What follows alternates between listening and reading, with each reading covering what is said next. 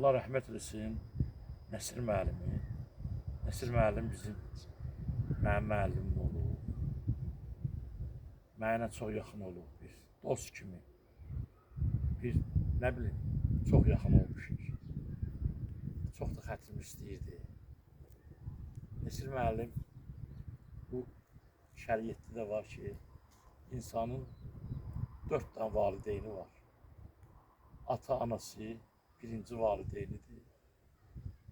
İkinci babası, nənəsi, valideyn sayılır insan. Üçüncü qeynatası, qeynanası, valideyn sayılır. Dördüncü də ki, müəllim valideyn sayılır.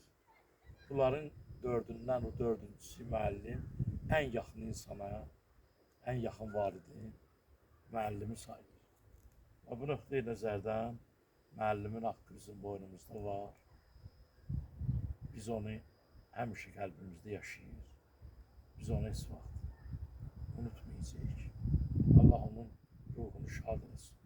Həm xalq hərəkatının lideri idi, həm demək olar Kəndlər Birliyinin sədri idi, həm tarix alimi idi, həm ədəbiyyat, demək olar ki, universal bir insan idi, həm də gözəl natiq idi, həm də ədəbiyyatın şairliyi var idi, şeirlər var idi.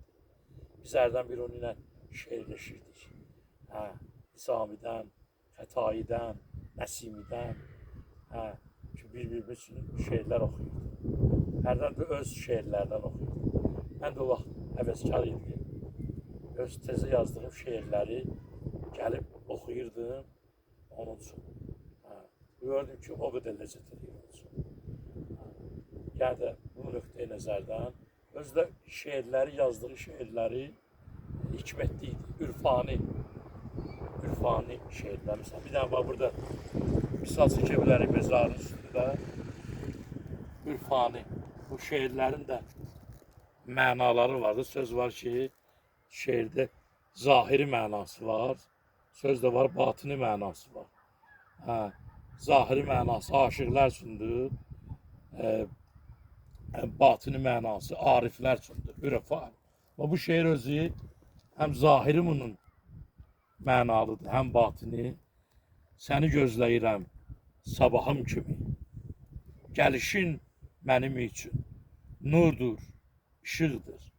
Sənsiz elə bil ki, bu dünya özü nizamsız, mizansız, çox qarışıqdır. Nəsir müəllim burada gözəl bir aləm yaradıb. Bu həm bu dünyaya aiddir, həm ahirətə. Daha doğrusu 12-ci imama aiddir. İmamın zuhuruna aid olan Nəsir müəllim dini də güclü bilirdi.